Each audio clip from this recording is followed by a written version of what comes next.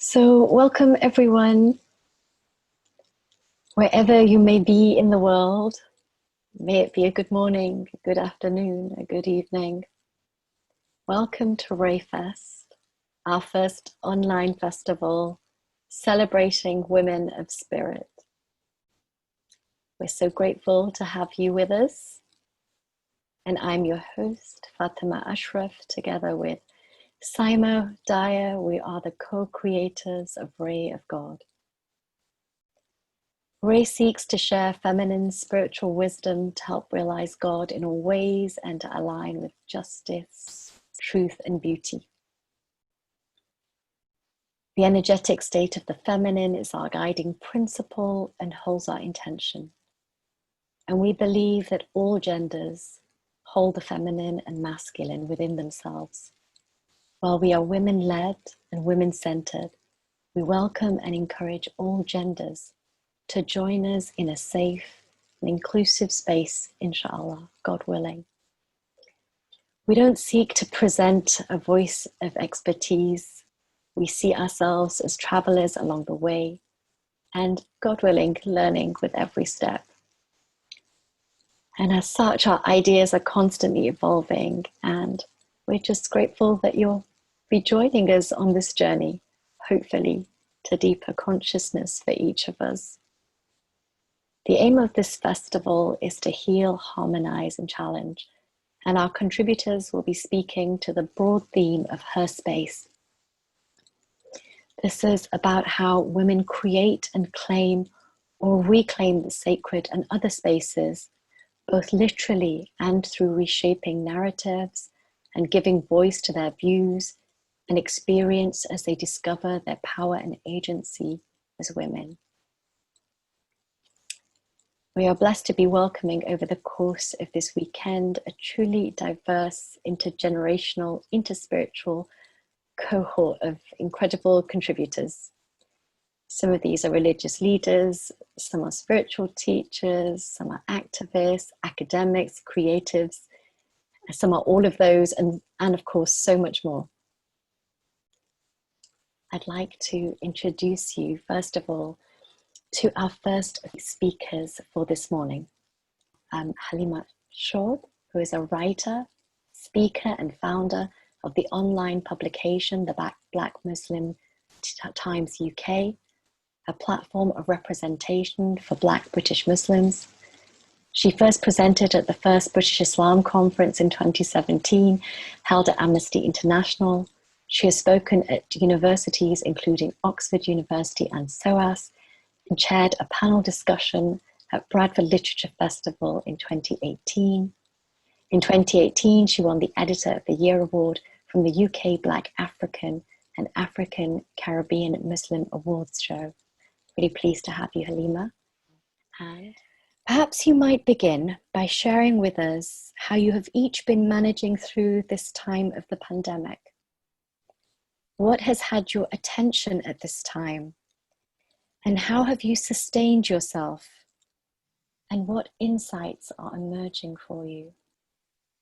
Of course. Thank you so much for having me on this panel. And I'm already just really appreciating what I've been hearing so far and just being with everyone in this space. So thank you.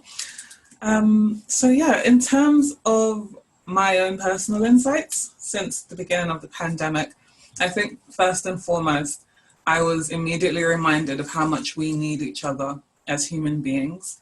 We're in a fast-paced society, we live in cities, and we don't have the communities that generations had before, where the next door neighbor is like a second family, or, you know, the families down the street.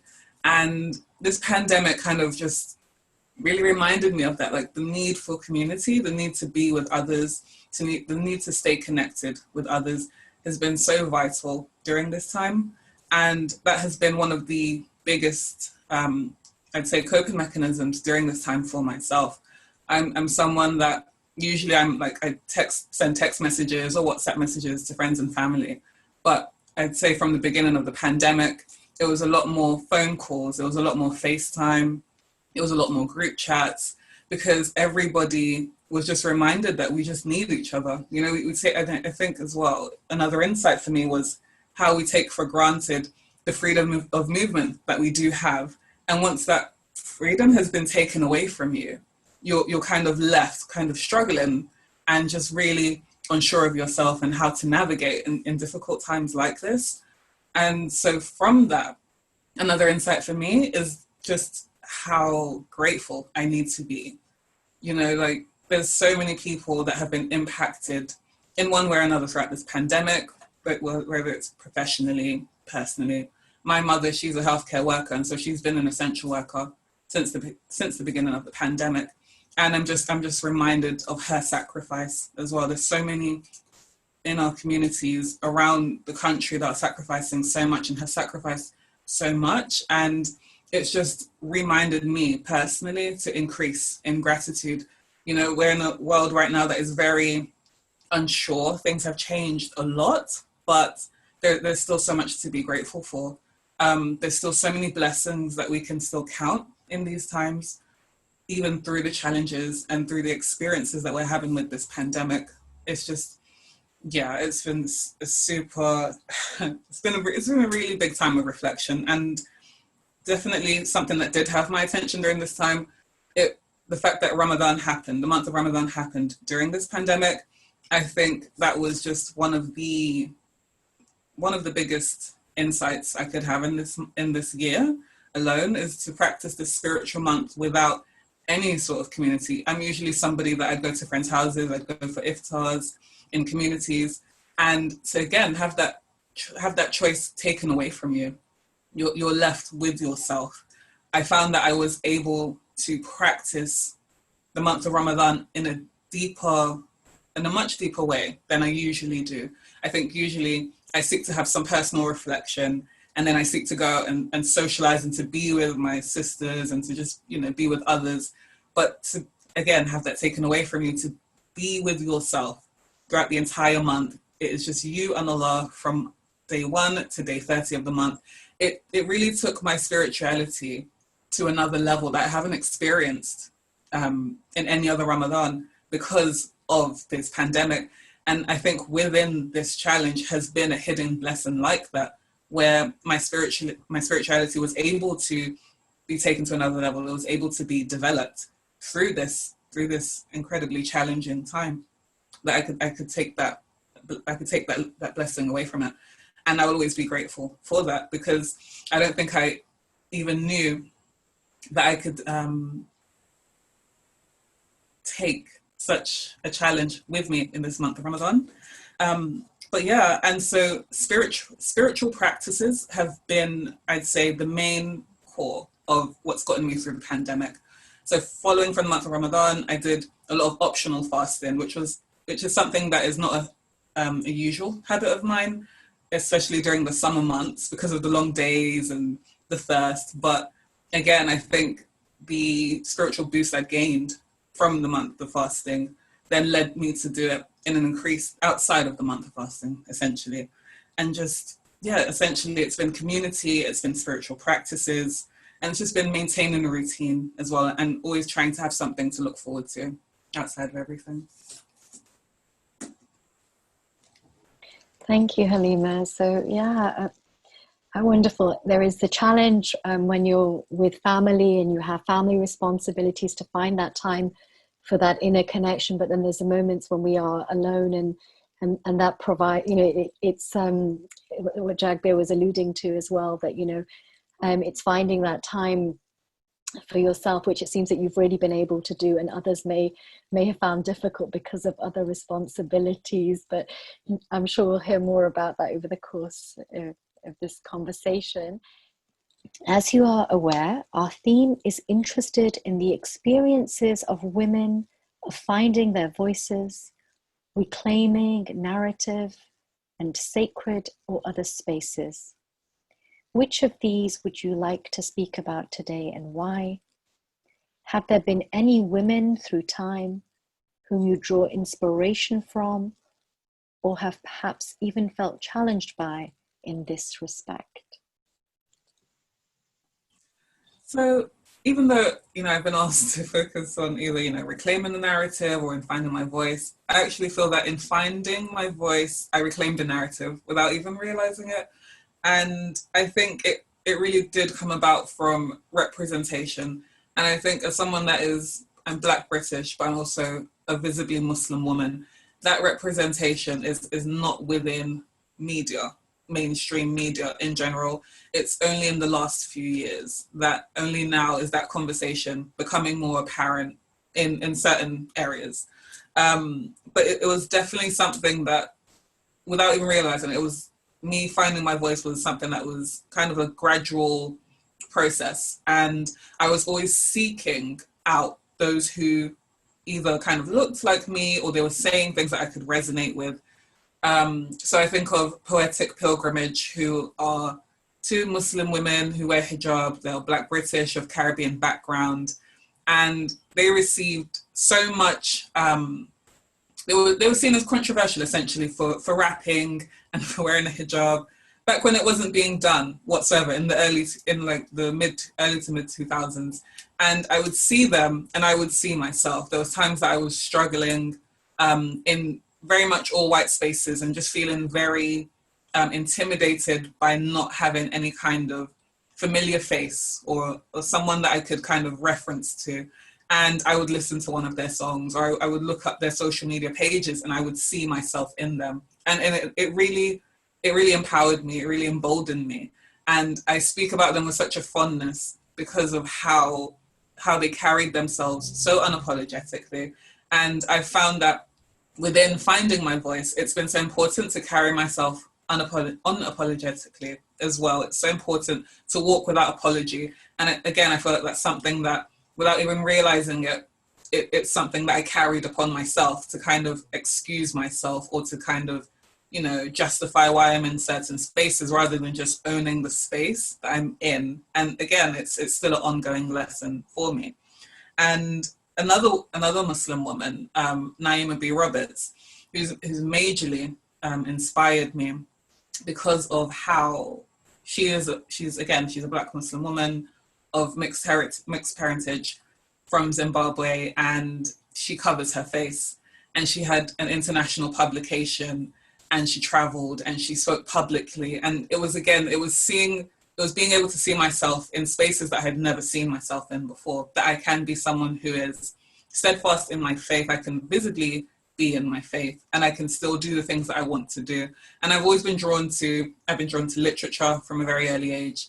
And within literature, again, when I'm not seeing myself, that would then lead to my own writing, to creating these narratives, which I guess then, of course, snowballed into my own publication, where essentially I want to be able to see my voice. I want to hear my voice. I want to see my identity on a public platform, and for it to be a normal thing, for it to be normalized, and for it not to be so revolutionary, but rather just, we're a community, we're a society made up of various communities, and it should be a given that, when you walk down the street, you're going to see people of various identities and backgrounds and cultures and faiths. But then when you're in mainstream, when you're reading mainstream media or, looking at things, it's just like you never see yourself, you never hear yourself.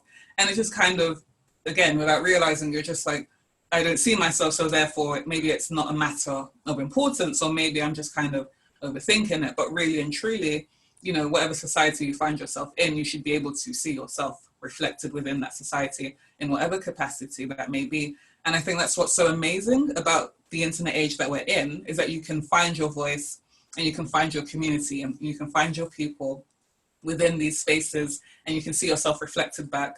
And I think that's been definitely one of the joys of finding my voice, is that realizing that my voice is not a lone voice. There's others that they can relate to everything that I'm saying. There's others that, they want to see this work consistently pushed forward and just a part of the fabric of our society, really. There's so many initiatives in our communities that are led by men. I think one of the things that really struck, Saima and I, was just how great it was to see a young woman running a publication for Black Muslims, ensuring that the voices, stories and experiences of Black Muslims in Britain are heard. Was there a particular personal experience or realization, other than what you may have already touched on, that led you to this work? Can you tell us about that? Or maybe you could say something about what the gifts and the challenges of this work have been. Yeah, so I definitely did touch upon it in my previous answer, in regards to just kind of the accumulation of the different experiences of wanting to see myself and knowing that there are amazing Black Muslim men and women within the country, within our communities. And I'm someone, I love to celebrate people. And I just thought, why is there no platform that celebrates them? And why is it that when we talk about Muslims, we're given a very Arab view of Muslims, or we're given a very Asian view of Muslims? Why is the Black Muslim seen as other when, if I speak from my own particular background, I'm Nigerian. Islam has been in Nigeria for centuries. And I've grown up within Nigerian Muslim communities, and it was my norm growing up. And for others around me to see me as an anomaly within the religion just always felt a bit strange. And I know until now, that conversation is very much happening in regards to Black Muslims are seen as not fully Muslim, or just less than within Muslim communities, unfortunately. And so that definitely also played a part in my realization that, yes, there has to be a platform where it's just, of course, we just normalize it. Of course, there's Black Muslims in the UK, and of course, they're doing great things. Here's the website that showcases that. It's just, rather than, because honestly and truly, it started off as a blog, and I shared it on my Facebook page, and then it just really kind of snowballed into like the speaking opportunities and the panel discussions and the different projects that I've worked on, which I'm really, really grateful for. But it was never meant to grow beyond the little blog that was kind of just celebrating people that I see and people that I love to celebrate.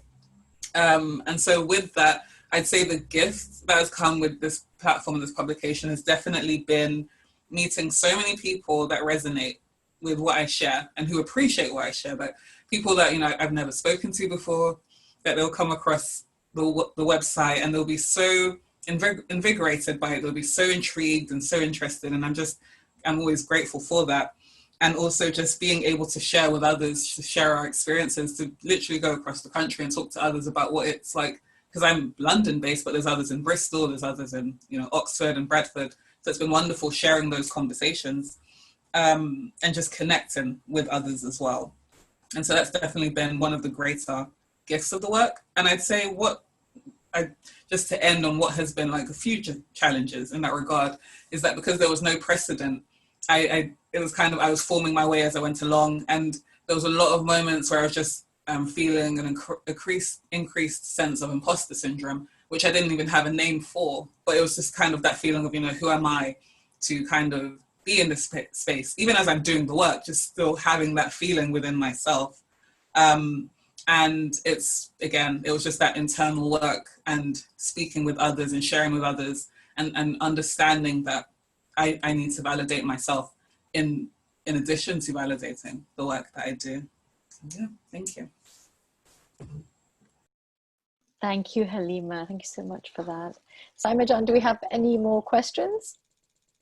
How do we balance being used as a token, but also being a representative? I think with the nature of my work, there's been when I first started, there was a lot of excitement around it. And so I found that I was being asked to speak here and there, but I had to learn to trust my intuition. If something felt like I was being asked to be a token, then I would actually turn down opportunities. So it's not everything that I've been asked to do that I've done, purely because it's not everything that calls itself an opportunity that is an opportunity. And that's something that I had to acknowledge very early on. And, it might seem exciting because of popularity and because you get a large fan base and it's shared on social media, etc. But then it's kind of looking at what's the end goal of whomever you're working with. What do you feel like you've gained from it? If you feel like you've gained, a new perspective, if you feel like you've gained genuine benefits from certain projects or things that you're being asked to be a part of, then that's absolutely fine. But when it's a matter of you finish the project or you finish the event and you feel like, you know, it was quite empty, it was quite shallow, then I think that's definitely a moment when you can acknowledge that, yes, you've just kind of been used for the sake of filling a quota, essentially, or being used for propelling an agenda or for particular, essentially that they want to jump in on the conversation and gain the benefit of the fan base and the people that are following the conversation, but there's no real long-term engagement whatsoever. It's just for that moment. And of course, we're a social media age as well. So, you know, whatever is popular at the moment, people want to speak with you, people want to engage. But then again, it's looking at what is to come of that engagement at the end. I think that's a really big telling sign of when you're feeling like a token, or when you're feeling like, yes, this is something that's beneficial towards the work that I'm doing. Yes, you've done a wonderful job in just opening out so many different themes, which will all get picked up in different ways by different sessions. And I do just want to thank you for being so generous with your time on a weekend, but also just really, you know, digging deep into your sort of personal experiences and reflections on these things, because I know that not all of us are practiced in having to speak in this way all the time, but you know, for us, you know, your experiences and insights over your years of engagement and the work that you've been doing is just feels really vitally important to bring out. So thank you so much for working with us on this and giving us your time. Thank you to all of our wonderful participants. We will close with some moments of silence, and before we go into that silence, Halima will share a prayer with us that is close to her heart. She mentioned earlier about how Ramadan has been like a real period of deepening for her, that period of fasting that Muslims have, which was quite early on during the lockdown period. And I think that this is a prayer from a book that maybe was with her during that period. I don't know, I'm saying that a little bit intuitively because I knew it was a book that was with me during that period. So I'm assuming I may be wrong about that, but I'm sure Halima will forgive me. So Halima, please lead us into the silence with the prayer, and I will end the silence with an Ameen. I hope that's okay with everybody. Thank you. Thank you, Fatima. And just to quickly say, yes, I was actually received the book as a Ramadan gift. So that is Divine Love by A. Helwa. And I'd be happy to share that with anybody. But yes, this book it's been incredible, and I would highly recommend it. And the particular prayer that I'm sharing is, for me, I see it as something that's removing barriers that we've placed within ourselves as humankind, and just acknowledging our weakness, our humanity before a higher power. So I'll just share it with you now. My Lord, help me surrender all that I am so that I can receive all that you seek to give me. Allah, help me to lay down the burden of doubt and to walk freely in faith, trusting that your plans for me will always be greater than my greatest dreams. Allah, forgive me for the mistakes I have made and the mistakes I will make. My Lord, please remind me that your goodness will always be greater than my faults, and that your love will always be greater than my shame. O Allah, shine your light upon me so that my eyes can awaken to your truth, and so that my heart can be illuminated by the reflection of your beauty. In your sublime names I pray. Ameen.